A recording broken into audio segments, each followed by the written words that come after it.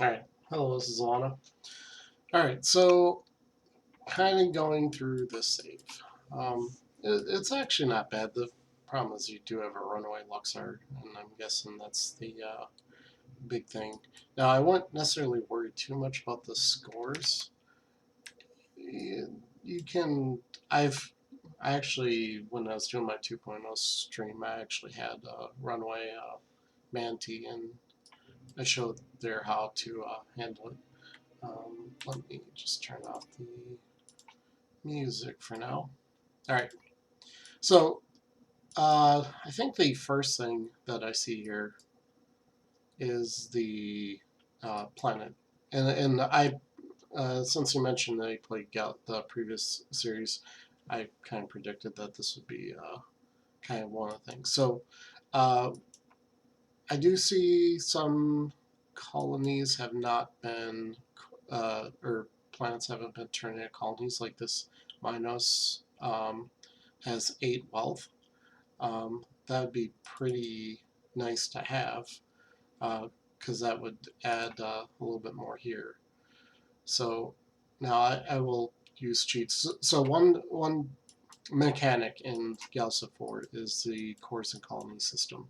So you have a core world, and then it gets fed into by the colonies. So you have there is a decay after the first 10 tiles. Then every tile reduces the inputs by 2%. So if it's too far away, it's not going to send any inputs.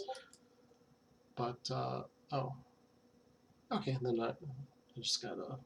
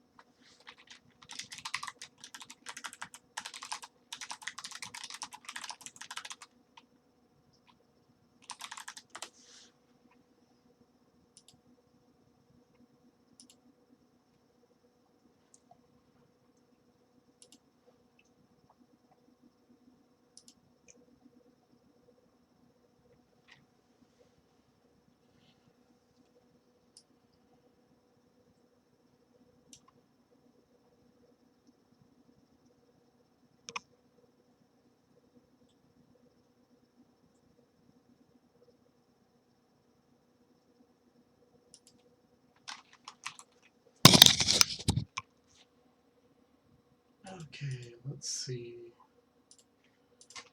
Let's go to.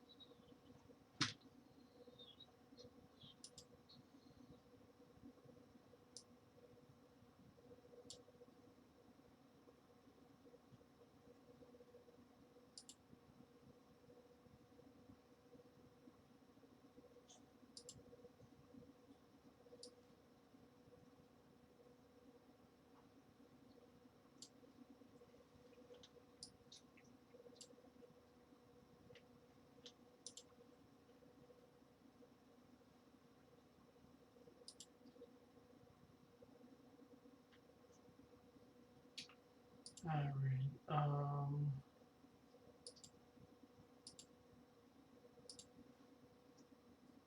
All right. Looks like actually 3 people here. Cool.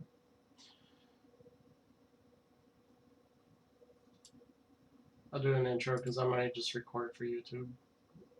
That way, people want to kind of go through these, and I'm willing to do this stuff for people. I'm not like, um, I mean, there's players obviously that are better than me at things. I mean, there's some players that go through a game a night. I do like a game a month. So, but I can see a couple things here that I want to do it. Just post in the chat because I don't see. Welcome. All right. Let's. All right. So you are here. Okay. All right. So I pulled up your save. This is the beginning here. Overall, it's not bad. You know, the probably the scary part's the runaway Luxar here, and that that can be pretty tough to crack. I can see, um, and just kind of looking at some stuff on the galaxy map. So I guess I'll start there. I'm just kind of doing an overview of this. So this is the one that I pretty what if you once you said that you played the previous Galciv games, I knew for a fact that this was going to be the problem. Is the tendency to just core everything. A lot of players do it because it just, in a way, makes sense. And a lot of games, that is the way, you know, but you don't necessarily want to do it here. Um, so, all right. So we got, that's the one thing that we want to do here is you want to, I'll discuss that a little bit. We got some star bases. My wife's coming to give me a hug. All right, so let's see. So it looks like you're in a war with Luxar, which definitely is probably pretty scary right now because if I hover over their scores, they have their military rating is 574, and yours is at 199, which isn't actually that bad. A lot of their scores actually coming from non-military, so that's one thing to keep in mind. I can kind of go over that a little bit here. All right, let's see. We have some star bases. We have some mining star bases, and we have. This looks like a military star base. Military one right here. Economic star base, and a culture one. And I might talk about this one too, because a lot of players there's actually a better way to use the culture star bases. So I think the big thing that you probably want to look at first is let's do the planetary stuff. Yeah, the that jump. So I can tell you what this means. Their manufacturing is going to be double what this number is. you can actually look at. So your manufacturing is 108.44. If you double that, you got 217. So it's a big component of the score. And so you can look at it and be like, okay, that's how much manufacturing that they have. Um, I don't know all the numbers. I just know manufacturing is double what their score number is. So it can. Why this shows number one when you're clearly not. So that's you can sometimes get jumps as the AI is redistributing everything. All right, so let's look at the colonies. So I think the first thing I want to do is probably start here to do this explanation. Um, and actually, I did see this here. One thing I noticed is this colony has been colonized and it has 8 wealth. So, but let's look at the system here. So we have, this is a manufacturing one, but it has 3 input. This has 4, and this one has 2. So most of the improvements are multipliers. So if you have a low input, your output's going to be low as well. You're better at, and then you have a limited number of other buildings here that you can build, like the manufacturing capital and supply depot and stuff like that. So one thing is you only lose 2% of your input going off world in the same system. Like in the first 10 tiles, you only lose 2%. So instead of this, you're actually better off just coring 1 because you're spending all your resources to build all these improvements slowly, and you can actually build up your colonies much faster.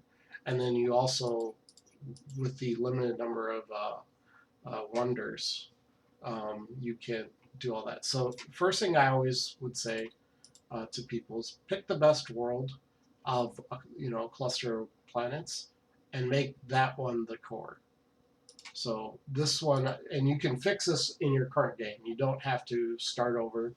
Uh, you're going to probably have some trouble with this Luxar. That might be a challenge to get through, but it might be interesting to try to break the Luxar in your current situation. You'll learn a lot. All right, so this one has 37, uh, or it's a class 37 planet. So 37 means 37 tiles. And then this one is a 21 and this is 20. So right off the bat, it's clear that the 37 will be much better than the others. And so I can safely say I'm going to destroy all the improvements to recover them. So you can hit the delete key, you get a little bit of money back.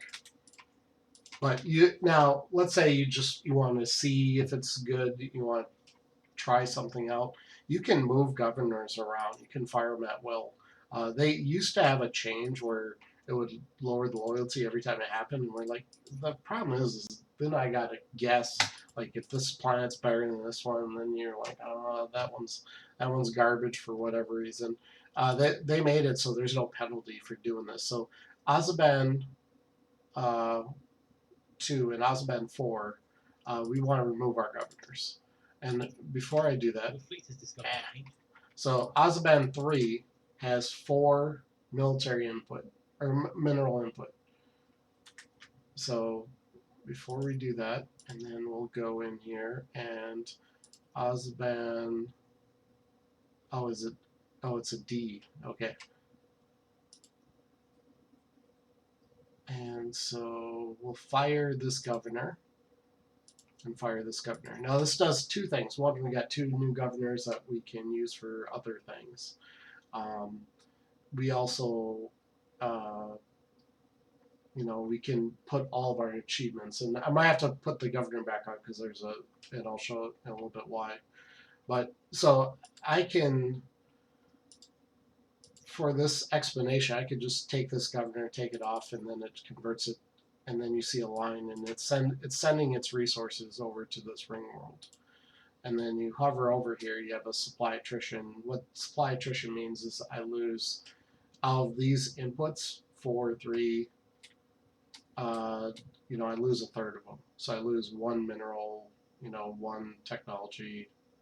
I lose about 6 of the wealth. And so if I hover over here and look at that wealth number, see I get 6.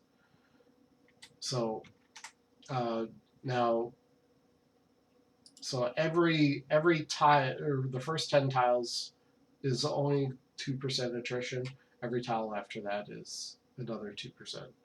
So in one cluster, you generally just want to pick one core, and then maybe. Attrition tends to be that a lot of people worry about the attrition, and it's not that bad. Like, you can actually spread out, but even just 2%. The percentages in this game tend to be in like the fifth. Usually, like 10% is actually significant, but in Galactic it's like nothing, because they throw around large percentages all the time. All right, so first thing we want to do is, it's clear here that we want to make Azaban 3 the core world, because it's just much better. The other thing you want to look at is what resources thulium. So if I take this, I would have to do a thulium mine, but I think it still works. That even though this is not a core, if you could actually go build the improvement on the planet, and it still contributes to your planet resources. So you don't necessarily have to do governors. I don't think it's really worth to assign a governor, build the resource. Well, maybe it is. And then remove the governor. So let's go back here, and I'm going to assign a governor here. And then what I want is the civilization achievements can be relocated. You can have one per civilization unless you've already built it. There's some things you can do with that too. It's not 100% in stone. We don't want to destroy our thulium extractor, but we can pretty much destroy everything else. Stellar Forge, I might do that in a second because I want to show off something. Because this will refund a little bit of your resources. And then the other thing is you want to move your colonists. So click transport, and so Azaban is already filled up, but we can move the other colonists over. So let's just send them to this ring world that's nearby. That or Nemesis. Let's go. It's probably just you. Okay, because any more than one is just lost. So we'll get rid of that, get rid of this, get rid of this. And then I'm going to show something about this, because now if I happen to have one of these Stellar Forges built or queued up here, and there's sometimes a reason, like if it was in this list somewhere, I wouldn't want to destroy this. But since there isn't one in here, then I can destroy it, and it'll be added to the list. It matters when you're conquering other civs. You can actually build multiple of the civilization achievements. So this one's not here, so I'm gonna do it now. We can build that here. Okay, so we've cleaned this up. I'm not going to remove. If I remove the extractor, I lose the resource. So we don't want to do that. It's already been built. Otherwise, you can leave it, and then we can fire the governor.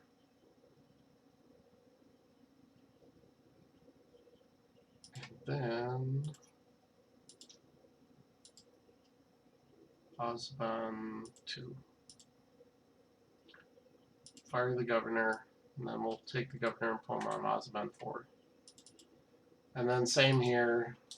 We're just going to get rid of this. Now, sometimes I will build temporary colonies for specific purposes. Let's say I need more production for something, and then I can remove them. So, um, you know, feel free to move it. But more importantly, this allows me to get the population off. So we're just going to send them somewhere.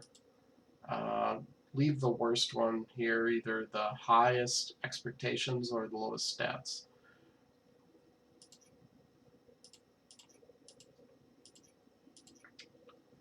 Okay, and what that'll do, that feature does, is you'll see a little shuttle they've probably taken off already and start heading over the ring world. I'm not sure, I should see the shuttles. Are the shuttles not there anymore? 1 second. I wonder if oh, no, they're right here. Okay. So this is your population. They travel over to it's just important to know that they travel to the other planets. So you want to make sure there's no pirates or anything that can shoot them down. All right, so we have that, and Osban 3 has 4 mineral input. So what I'm going to do now is I'm going to fire the governor. And then I want to pick the best governor, and you kind of want to decide what you want to do with this. Now, I'm not going to decide that quite yet, but this looks like it could be a wealth world, so social. But the stats are intelligence, social, diligence, and resolve. The first 3 are the ones that matter for colonies. Diligence is going to affect your productivity or manufacturing. These are bonuses. And then your technology is it'll be a bonus to research and a bonus to social. A lot of people don't actually consider that. This governor is quite powerful. And then they have these traits. So this trait is five intelligence, which doesn't do anything further. It boosts your stats, but 30% research. So if you put this on a high research world, that could be very beneficial. This one has nihilism, and these are some story stats. So right now I'll probably put it on Osman 3 just for this, but consider picking the governor is really important. And I do see that you're probably using your, since most of these loyalties are pretty high, it looks like you have no problem using the gift command with harmony crystals. All right, so we got the governor assigned. So its base input was 4, but if you look, now that it's being fed by these other 2 colonies, it's higher. And then you have 29 wealth. So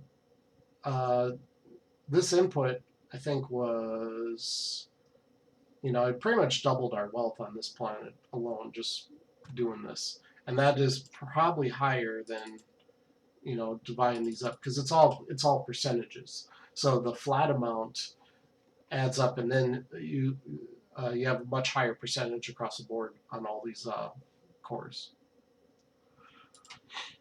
So that let's see, and then for these buildings, so we have a trade network building and a governor's manor here. So is there I want a fairly empty world. Actually, I'll take this just to show off a principle here. All right, so when you're planning out your planets, your improvements, you have these all have adjacency bonus, and then there's a tile, like a terrain bonus. And one thing, just looking here, it looks like you're doing pretty good. A lot of people actually chase these, like, oh, I have to build a food tile because it's a fertile valley. No, you don't. You're doing pretty good with that. All right, so the one thing is you want to consider how to kind of build up, around hubs. And for the most part, you got it, but then there's some like this. Like this planetary generator is not doing anything in that spot. You're probably better putting like something research related there. So I always tell people when you're planning out your colonies, There's triangles, circles, and diamonds. So you have the triangle is, these three improvements make a triangle. And what that is each improvement adds 2 levels to the improvements around it. Um, that's going to be better than like something like this, or where they're scattered around. You want to ideally get the levels of every improvement as high as you possibly can.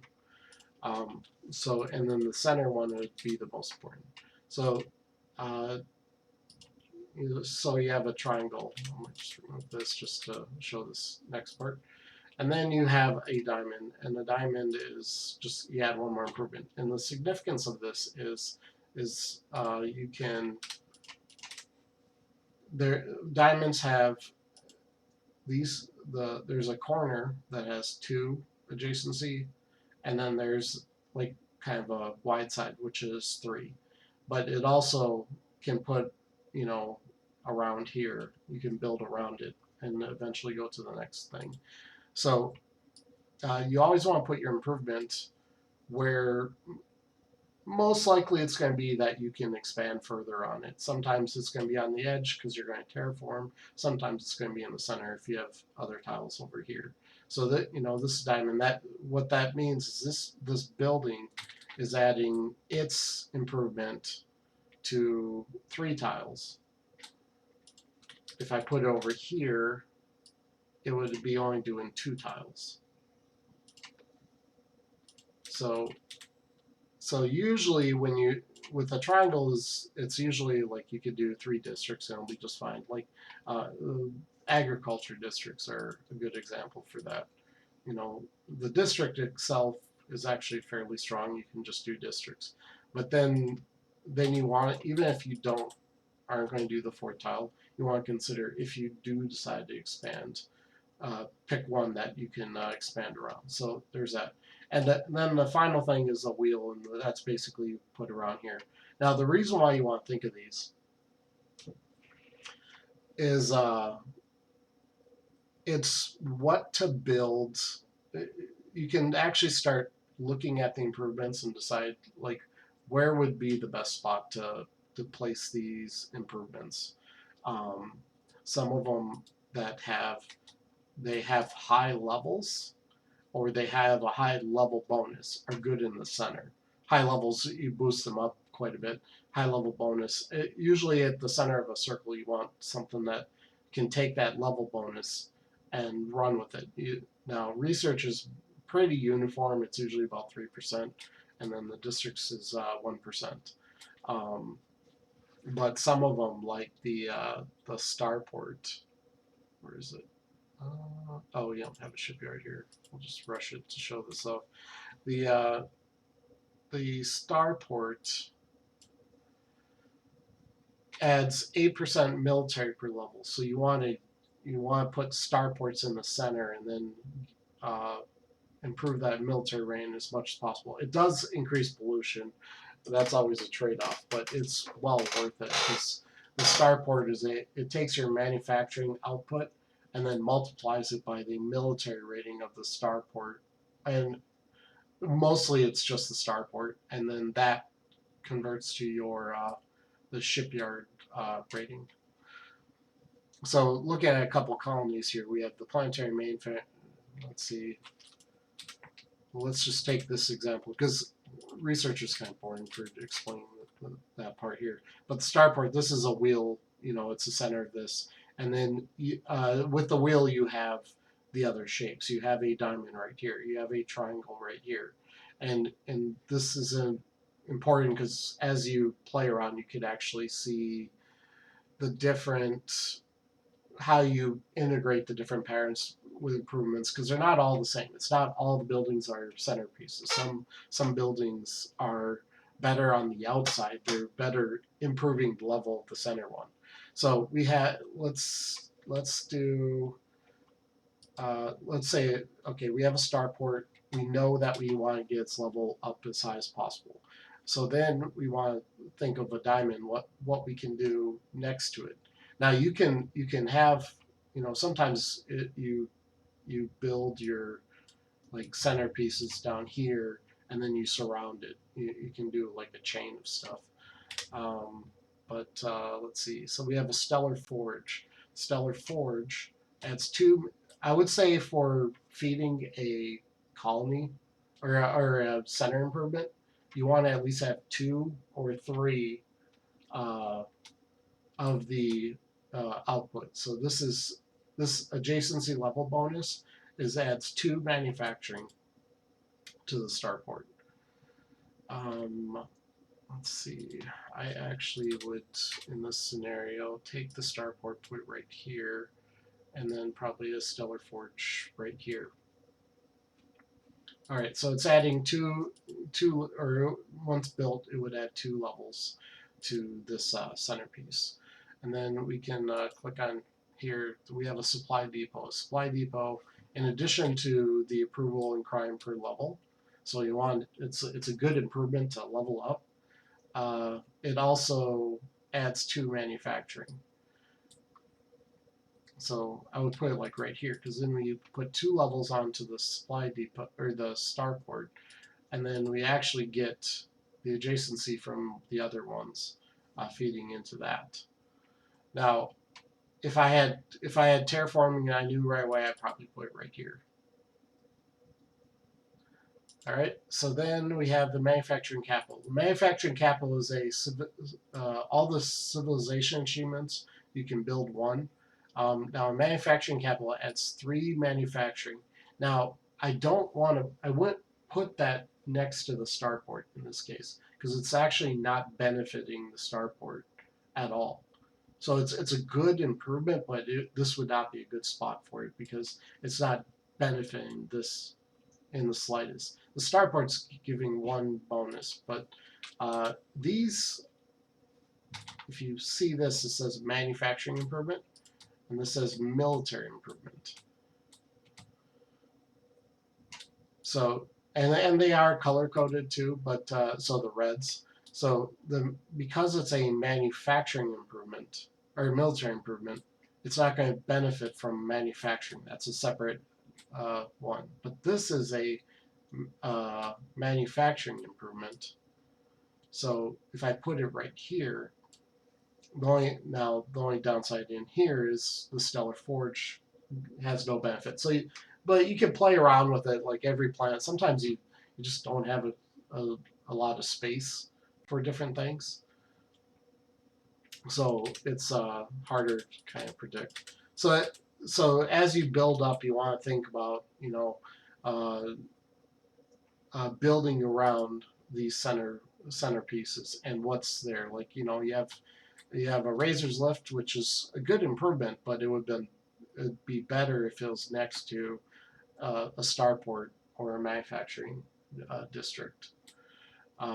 Right now it's kind of surrounded by influence, so it's not benefiting anything else to have this. So okay, so that's that. So then back to the outputs. So we have this here, and the output we want to get as high as possible. Now, so let's say I decide, the manufacturing here isn't going to do much. This colony, sometimes, people ignore these inputs and they're like, oh, I just need a manufacturing world, and they would convert this whole thing to manufacturing. But that would be, you have a low input. But this one has a high wealth output. So it's and you looks like you picked that up. You have a lot more wealth on this planet. Wealth is actually a tricky thing because there's actually a lot of different things to consider with wealth. Because it's not just the wealth tiles, it actually pairs well with the tourism tiles. Where are your tourism?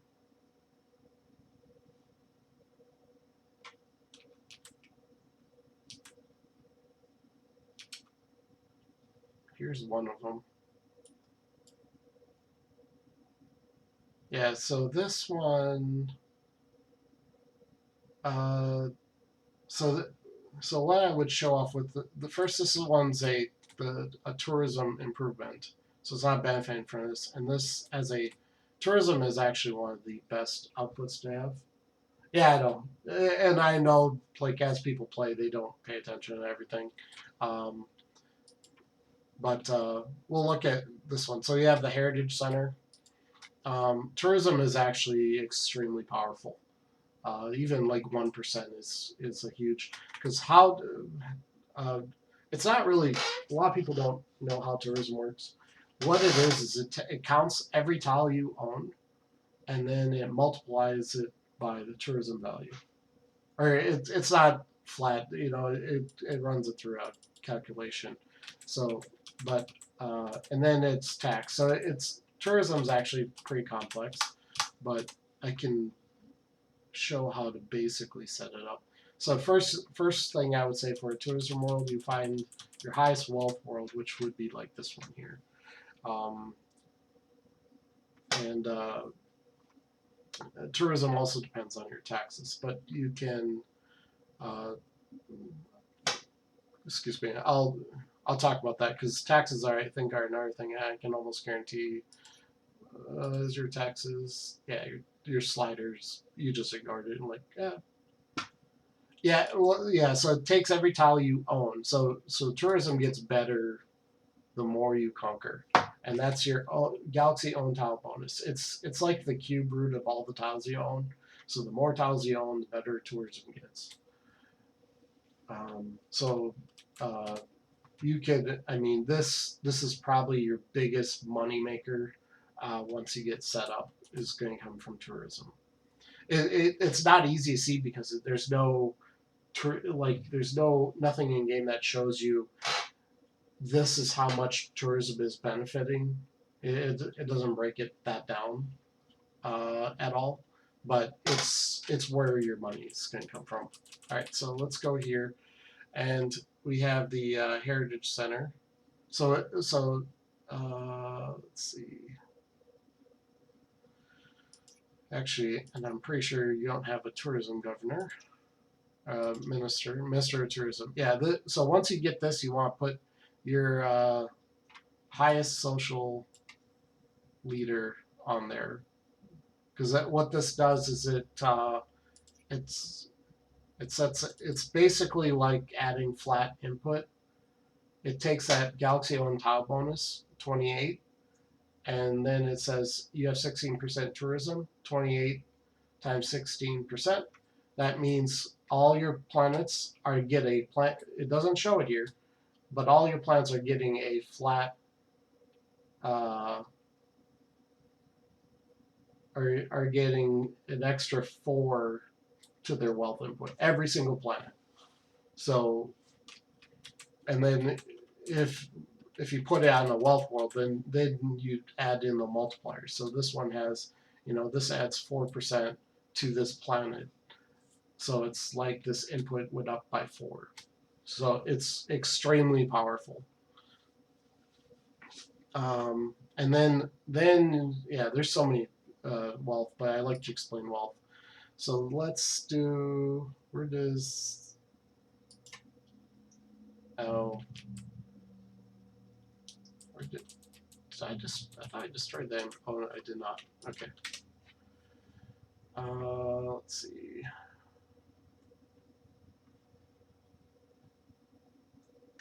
All right, so that,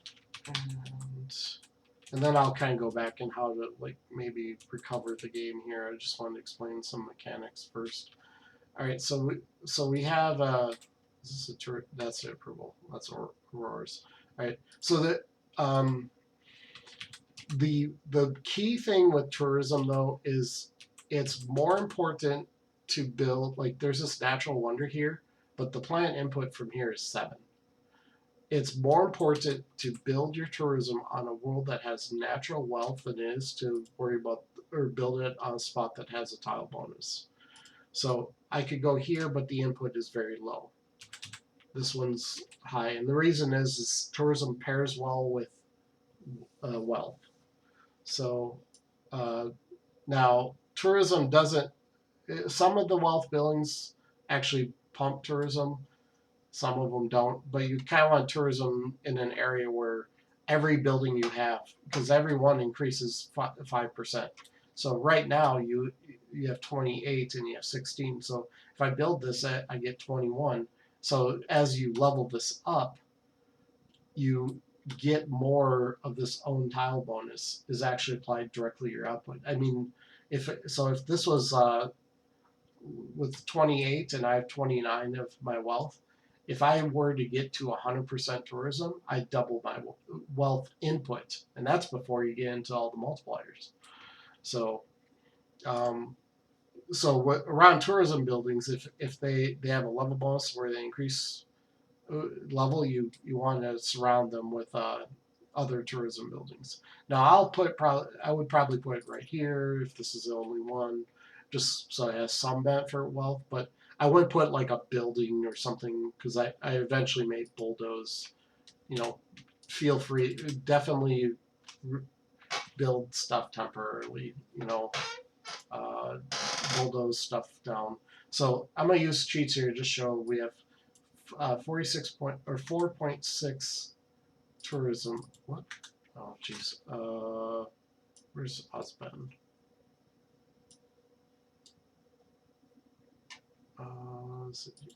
Yeah. Okay, so 4.6, and then I'm gonna just use the cheat finish, and then that completes it, and now that's 6.0. And then you take all your wealth multipliers, because the formula for wealth is tourism plus wealth input times your multipliers, or you take your multipliers and minus your crime, and then you take that number as your wealth output, and then it also everything's multiplied by your taxes. So, you know, my wealth input is 135.34, and then your tax rate's at 33%, which means I get a third of that. So that's where that number comes from. So there's that. Now I'd have to look through all your buildings, but one thing is just with tourism, pick the highest wealth world that you're going to put districts and all your wealth buildings on, and put it out there. And then again, if I were to have 100% taxes, I would have 135 wealth income. Yeah, a lot of people have money. I mean, just I think that alone, just that one improvement. I haven't done anything else. You were at negative 15, and you're positive 44. Just building that one building and combining the colonies. And this goes up very quickly. So for wealth, usually one well set up wealth planet will feed most of your colonies. A lot of people get, and I actually showed a lot of people about getting wealth from anomalies. It's good, but it's not as sustainable. The best thing you can do is actually take that wealth and put it into things that to get your wealth. You can actually get like a few hundred creds per turn relatively early in the game if you set up a planet. So let's see.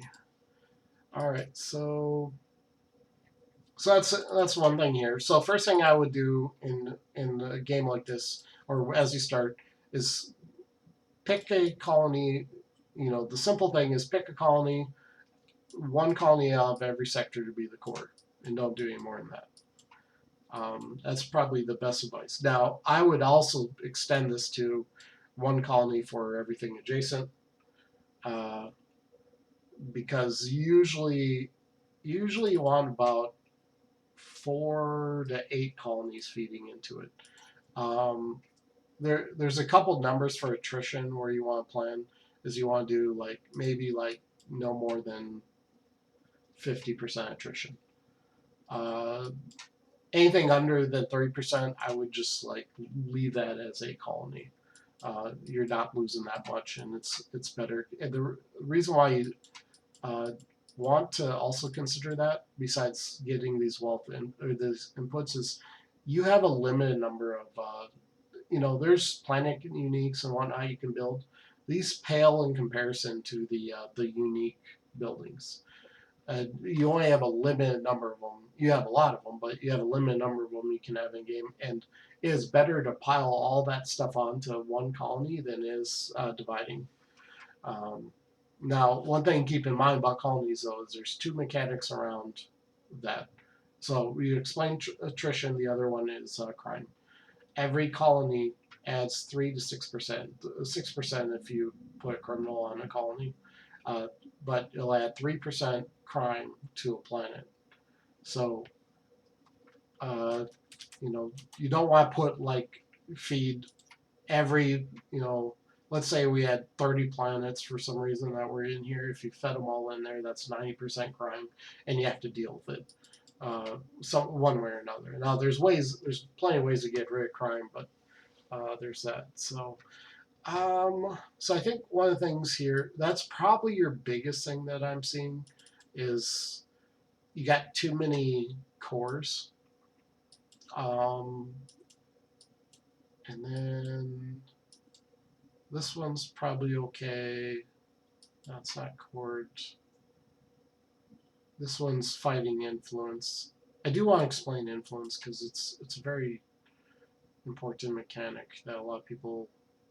And influence works with tourism, so the more influence you have, the more money you make.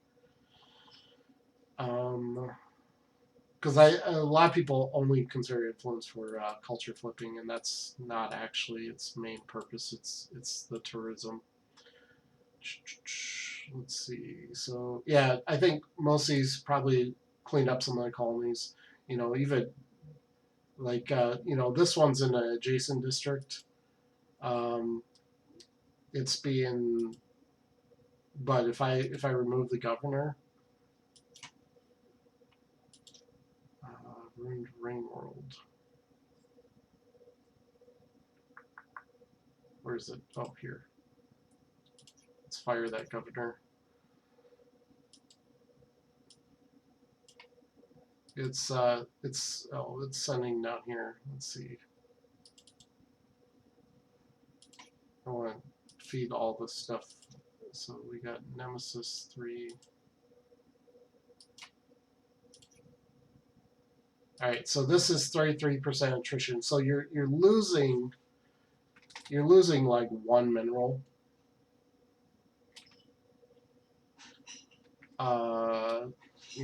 2 wealth, whatnot, that's feeding into here. But then, when you're stacking all these modifiers, it's pumping up, and I actually saw your wealth go up.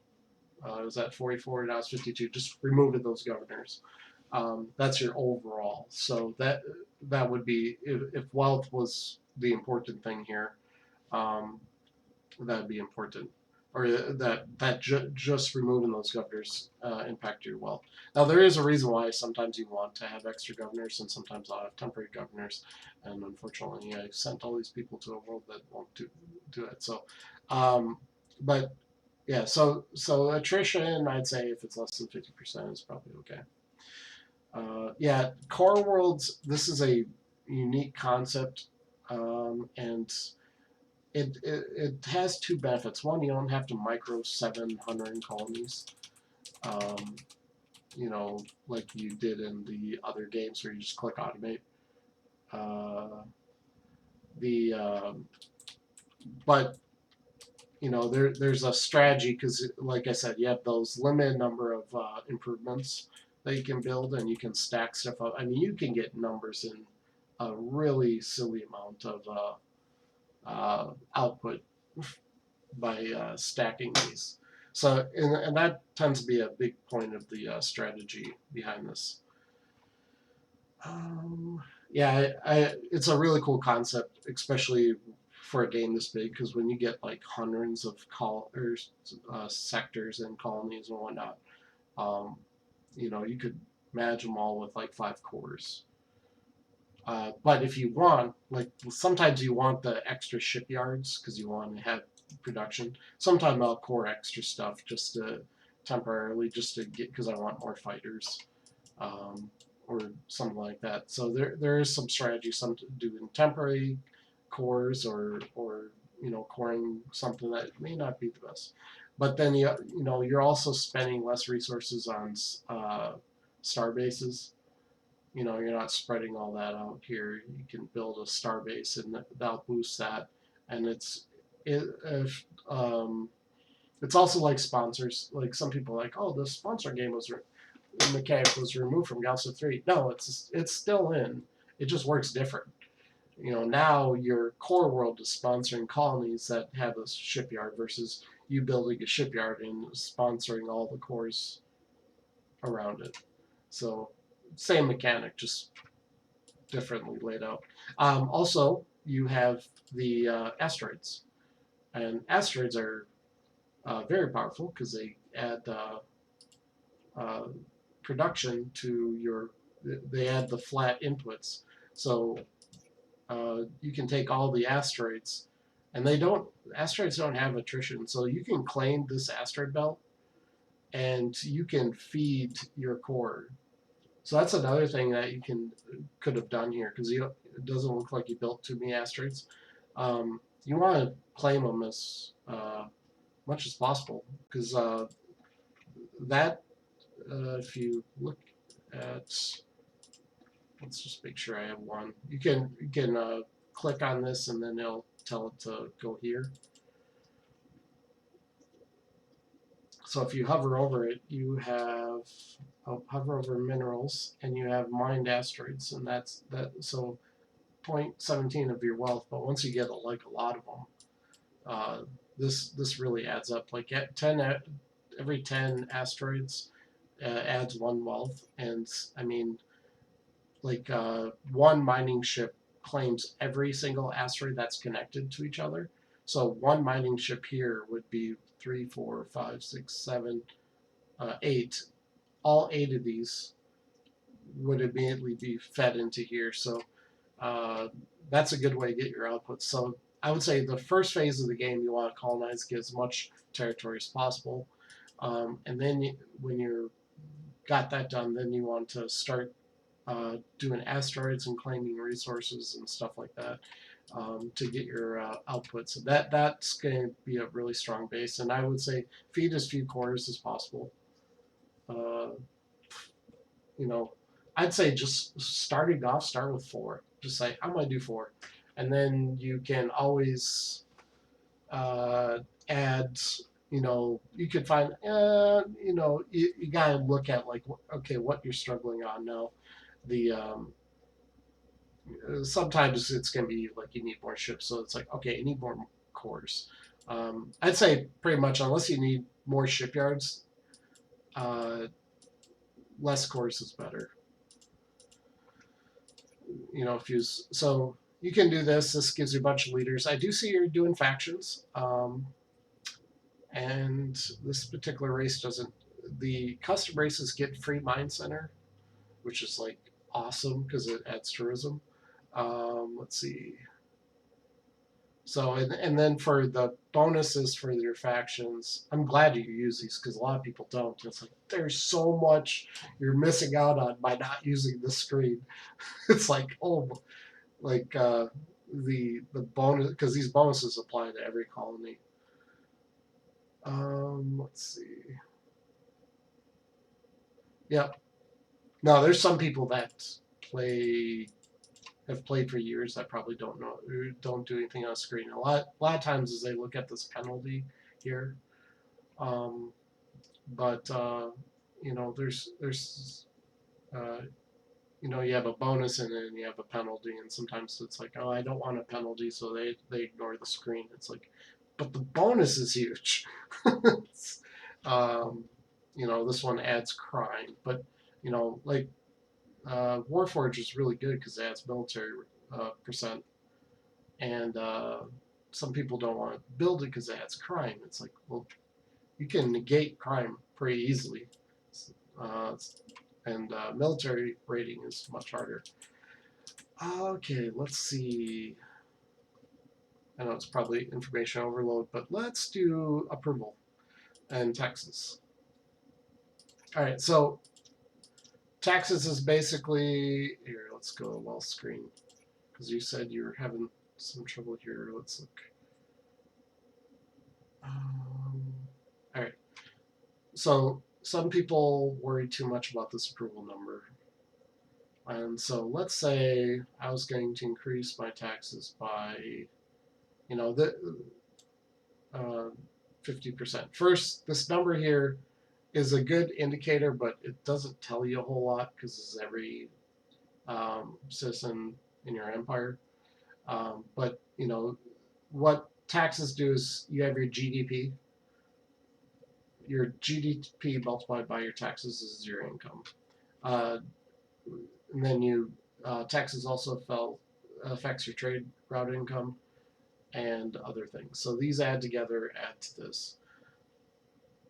So I would say most people want to, at some point, want to try to get into this range with their taxes, where you can do like, you know, really high taxes, like 50, or does it show the tax amount?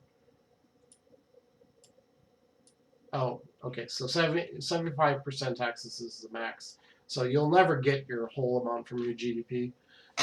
You'll get up to 75%. Um, but you want to try go up here, and I would say inch up a little bit, and then I know everyone hates taxes, and it's reflected again. But unlike real life, you could pretty much pacify the people on their taxes. So there's a data bank here, and so I like the core rules tab. It's a lot more information than, okay, 58%. Well, what does that mean? Well, it means this colony is struggling on taxes, and this one is, which is lower their approval. Approval only affects production and research. So if you don't, like for this one, we could care less how high their taxes are.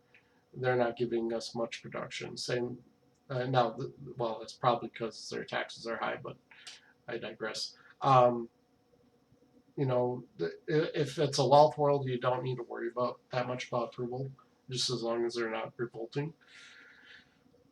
And then we have, over here. So even increases my taxes. I have 71% approval, and you can make up for that approval pretty easily. So let's go with this one. This is a research world. It has pretty low research input, but for this demonstration, it's fine here. So we have 30% approval, and we have these entertainment districts, and entertainment districts are just super strong. Each entertainment district adds 2% approval, and every level adds 5%. Um, they're OP in my opinion. They need to be toned down, but while they're in there, this is the way to go. So one entertainment district doesn't do a whole lot. It's 2% approval, so that number would be 32. But if I add 2 here, we're at 30%. Fermento. Let's use the cheat here. Uh, oh, sorry. Oh, you chord both these. Okay.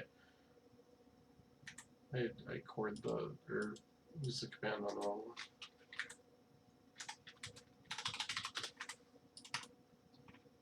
one. Okay, so one of those went from, one approval district would have been 2%, but because of 2 of those, now it's at 44%, so it's 14%. Now you add a third one.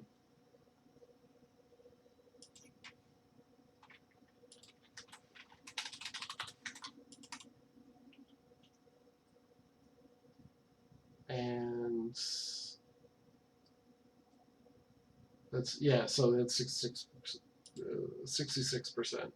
And then if you go into a diamond, which I believe is around 55% or something like that, 88%.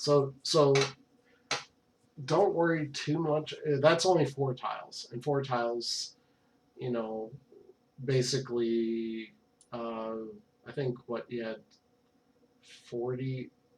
With 3 tiles, I increased my wealth by a huge amount. to make up the penalty. And I'd say whatever you can get away with, like 4 tiles for set aside for approval. Um, Increase your taxes as high. You don't need a blanket. You can add even more approval. There's also approval bonuses, but I'd say just plan on any colony having about 4 tiles, and then as you have this upgrade. Now, what the upgrade does is it increases the level. So this is a level 2 district. If I do the upgrade, it's level 3. So this upgrade adds 20% approval because there's 4 of these, and they all add 5% approval.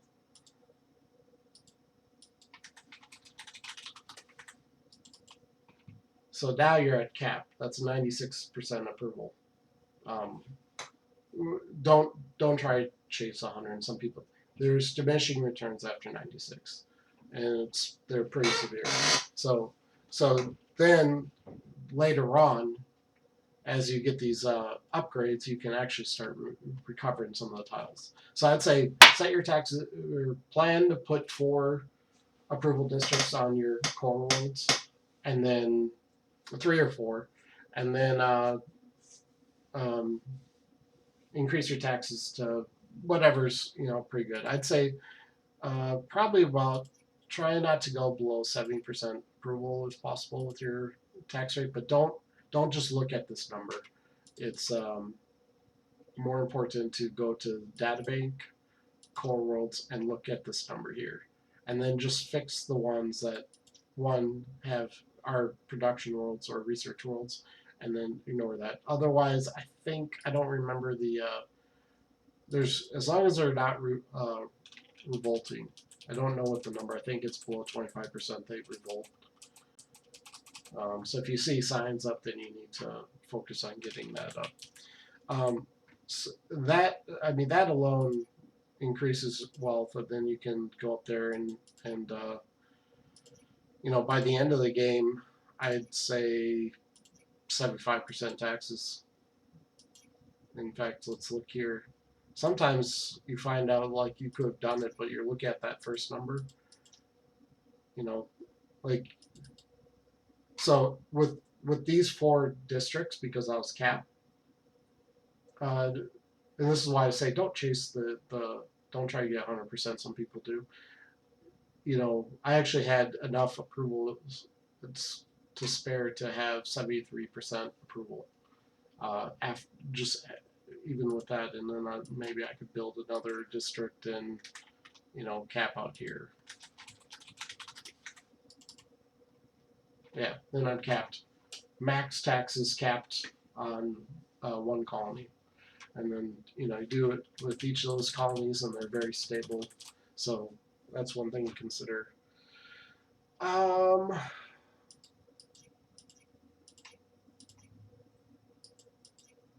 see, research. I've already kind of. I don't think there's anything else to explain with these except for the hubs and this. The other thing. Oh, the other thing is this. A lot of people don't want to bother with these. This actually is pretty good. Now these cost low control, but let's say we have a research world here.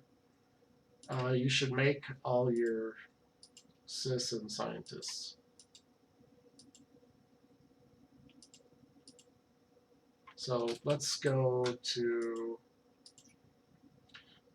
So a couple reasons why you may want to consider it. If anything, so the population here is the basic citizen.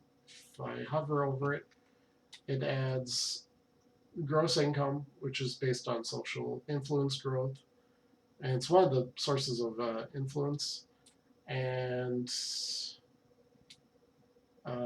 growth food consumption levels are standard. But basically, gross income and influence come from this. So, early on, you may want to consider making your like all working together. So, like this planet here, you would like consider making, oh, in this case, entrepreneurs, because entrepreneur, they add gross income, a lot of gross income. So like if you're doing a lot of wealth, then you make all the people there entrepreneurs. And you can min max some of these. Farmer, if you need just a little extra food, like in this case, but I was just showing off stuff. Worker, if you need more production, more scientists. And then there's some special ones down. The special ones are even better. They add huge benefits for picking those up. Some of them are just blatantly over, just super strong, like the quantum physicist. If you get that, then you can turn your scientists into like mega scientists. So I would say I wish there was a button to just convert all of them, or I mean the stats do matter, and some people want like they don't want to hover over this and look at all the stats. It's tedious to them. Just click on the transport button, and then you have all the stats here, and then they're in order. So then I can be like, oh, you can find certain citizens that have stats for things like all your citizens here have high social, and then you have your and what a min maxy thing if you want to get something. Not don't worry about it. You don't have to take advantage of every mechanic in the game. If it's annoying, don't do it. there's a lot of ways of approaching different things, so you can win the game without doing everything. Just pick one that you like to do. If you really don't like it, then don't do it. But you could send your high intelligence people to your other worlds, um, or you can even just pile in. You know, like your research worlds are good to pile in a lot of people because you can make them quantum physicists. Um, you know, uh, Manufacturing is a good one to just add a whole bunch of people to because manufacturing usually requires pollution, and so uh, getting manufacturing from your workers is does it cost you pollution?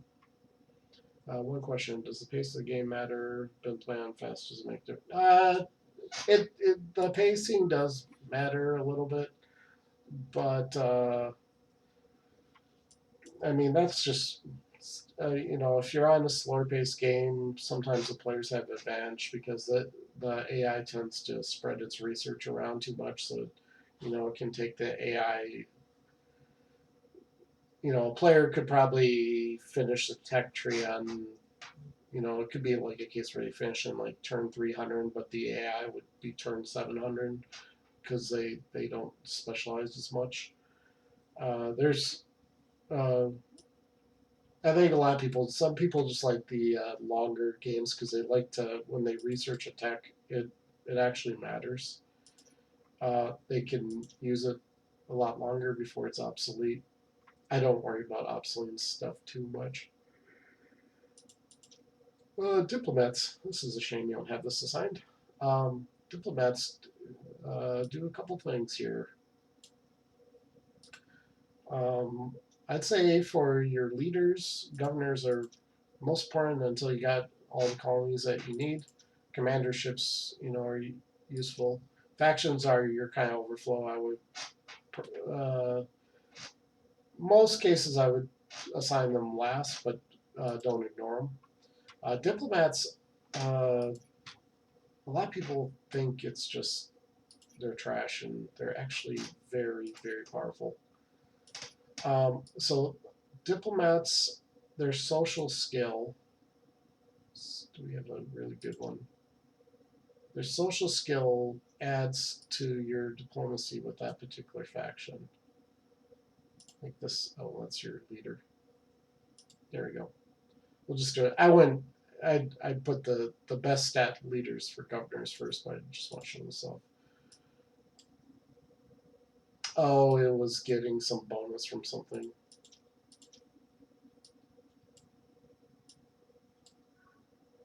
I just realized. Huh. Interesting. Um, So diplomats do two things.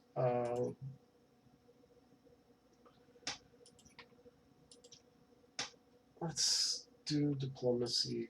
Okay, so diplomacy. Each party has diplomats. Now, sometimes there's diplomat perks, like a smuggler, where you can push crime, or they can push crime onto you.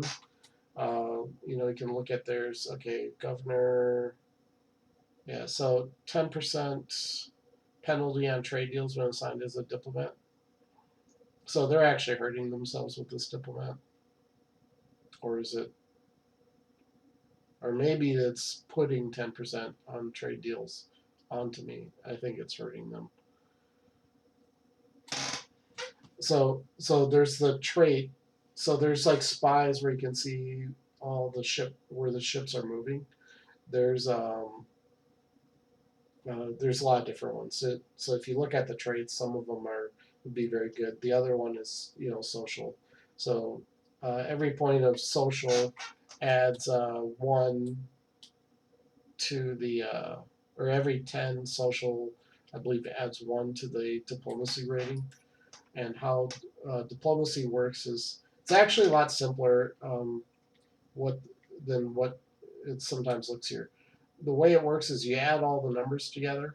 You know, 2, 4, let's see, 1, 0, -3, +5, -2. So this is +3. So what's going to happen is this bar is -10 to +10.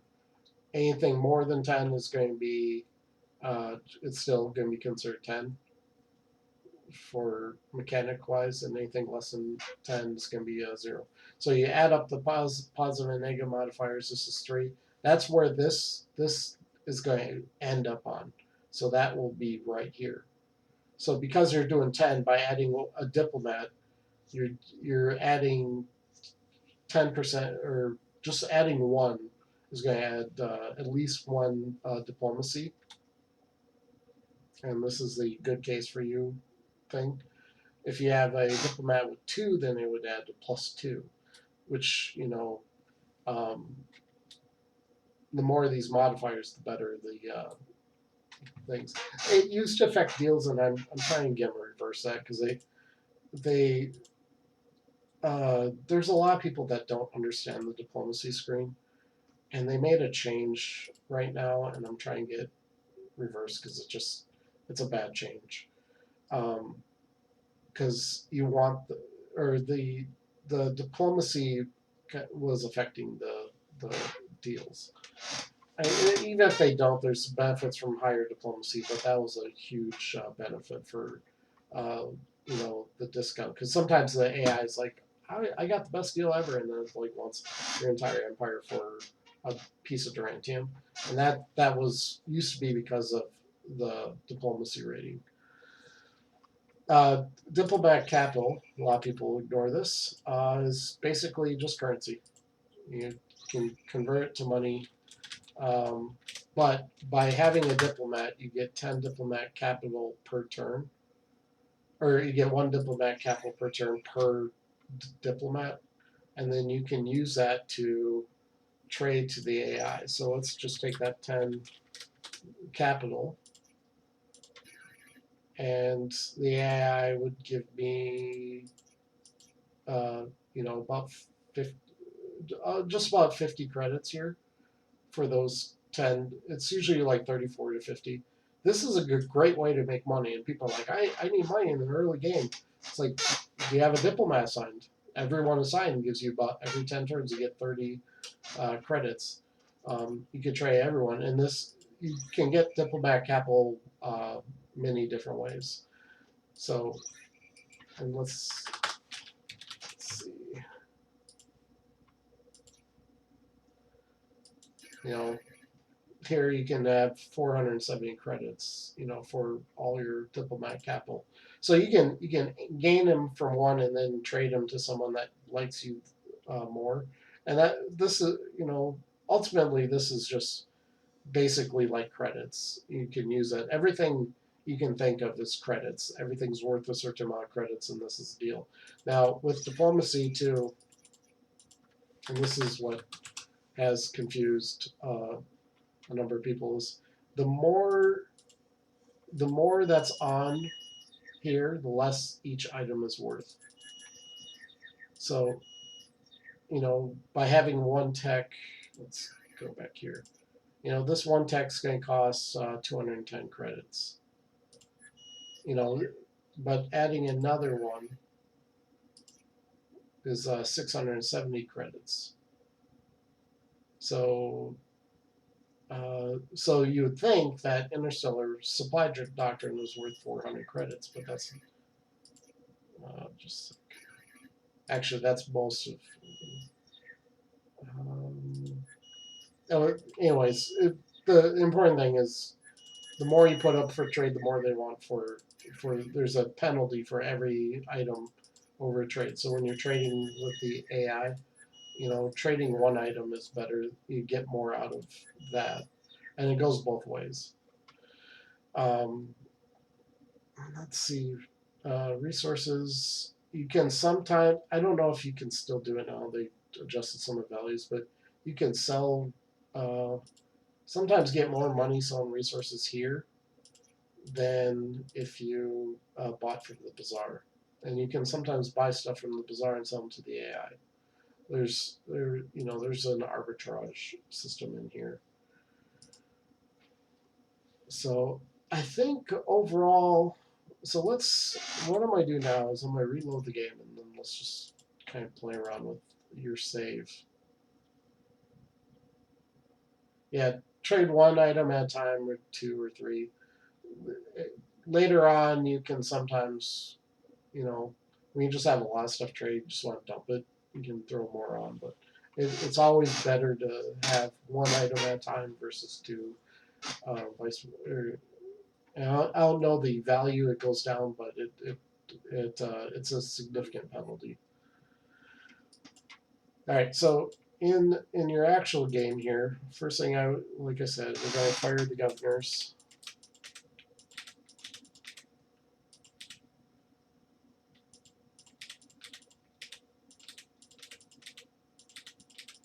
I already did this one here.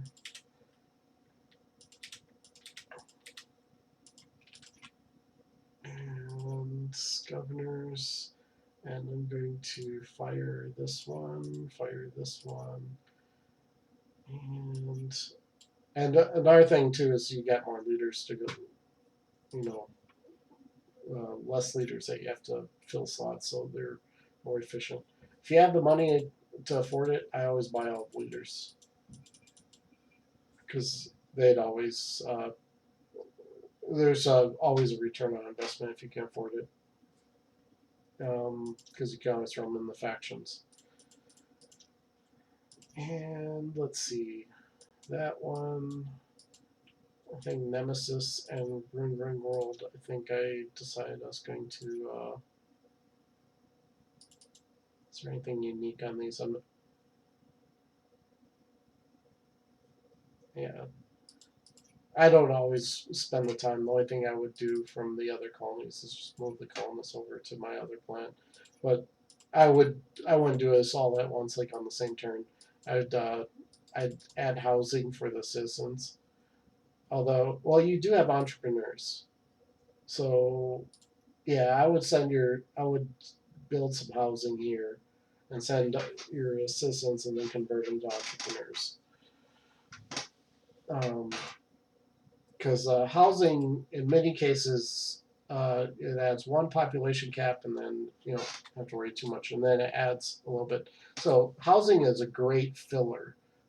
Like instead of something, I think there was one around here. Like something like this where you have an isolated improvement. Now in this case, I'd probably do a research one, or down here. Down here. It can only gain like one level down there.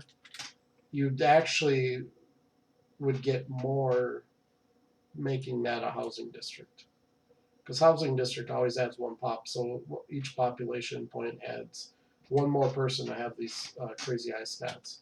So it's, housing is a good universal just filler.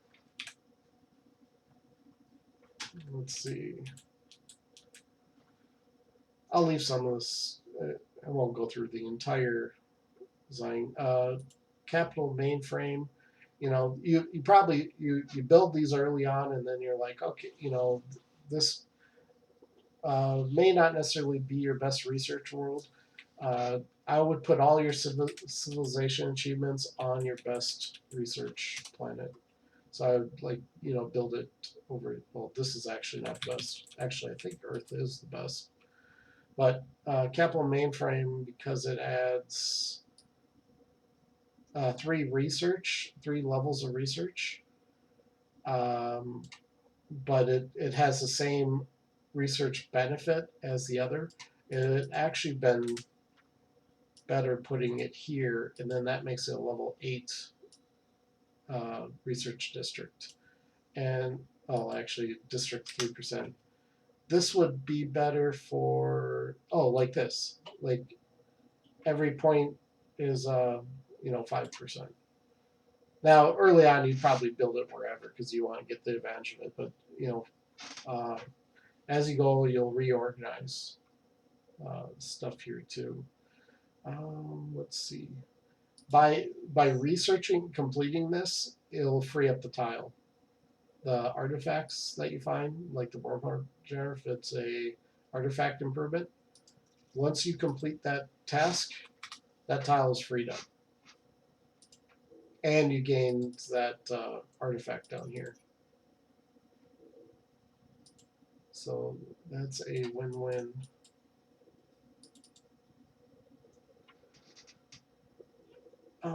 Do you have any other mechanics you want explained?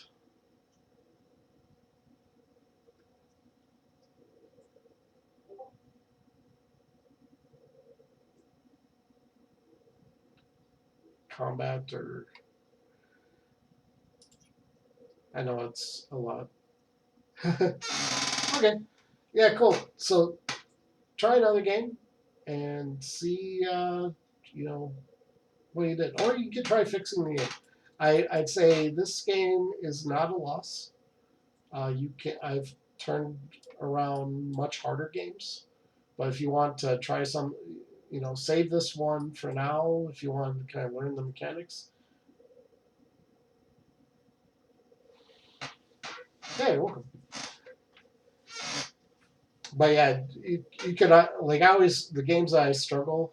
I will sometimes just park it, start a new game, and then come back once I've learned a few things. That's how I played the game. So, uh, anyways, I'm probably this stream. I might actually probably just play my own or start a new series if anyone wants to hang out. Otherwise, I'll just have the stream running. Let's see.